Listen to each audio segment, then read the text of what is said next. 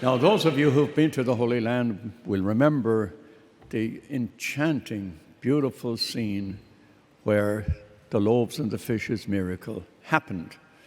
It's the only miracle which appears in all four Gospels. And of course, John is different. Rather interestingly, archaeologists later discovered that in the area where this miracle happened, this sign in the Gospel of John, there was a mill.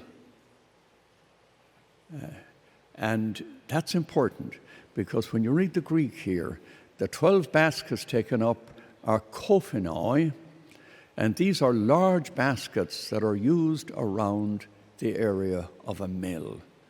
Now, in Matthew and in Mark, there's a second feeding of the Gentiles way over on the Syrian side of the Sea of Galilee in the Golan Heights.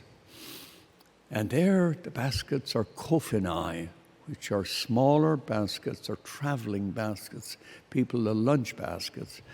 It confirmed the fact that there's accuracy in remembering the feeding of the 5,000 here. In order to understand John's reference to the feeding of the multitude, we'd have to read the whole chapter 6 in the Gospel of John.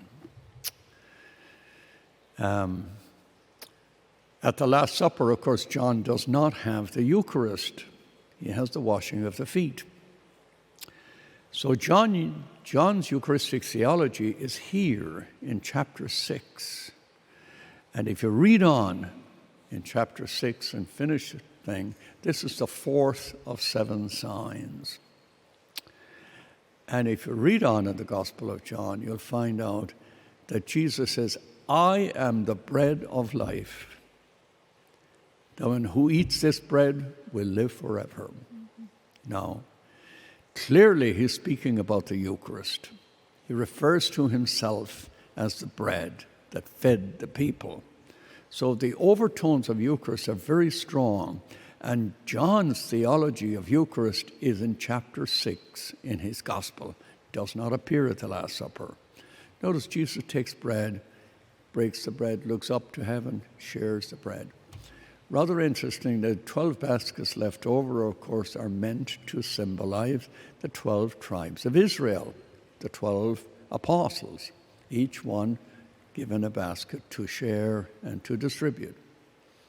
In a couple of visits to Holy Land with Cardinal Manning, he used to believe that the 12 baskets left over were meant for those who were not there. The people that haven't come to the Eucharist, the people that haven't come to be fed with the bread of life. The baskets left over are meant for them. It's not interesting interpretation of that.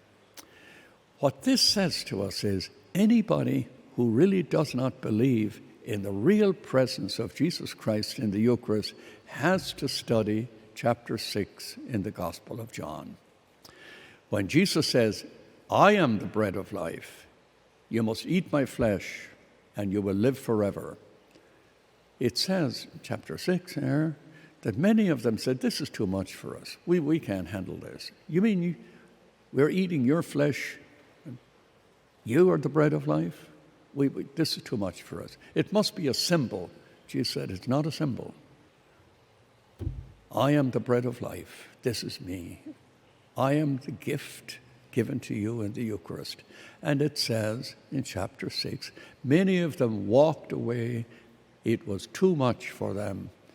They could not make the great act of faith in the real presence of Jesus in the Eucharist. So to confirm the true presence of Jesus Christ in the Eucharist, all we have to do is read chapter 6 in the Gospel of John. It's a sign, of course, and the sign is meant to point us to something else. Just not to concentrate on the story, but to accept the indication, direction of the sign. And of course, the sign in the Gospel of John in chapter 6 is the true presence of Jesus in the Eucharist.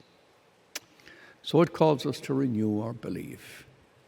And the Eucharist given to us is the bread of life. Amen. Much commentary has been written on chapter 6 in the Gospel of John, all about the Eucharist. So if you want to read about the Eucharist, find some place where you can read commentaries on chapter 6 in John's Gospel. And now we pause and offer prayers for those to whom we promise prayers.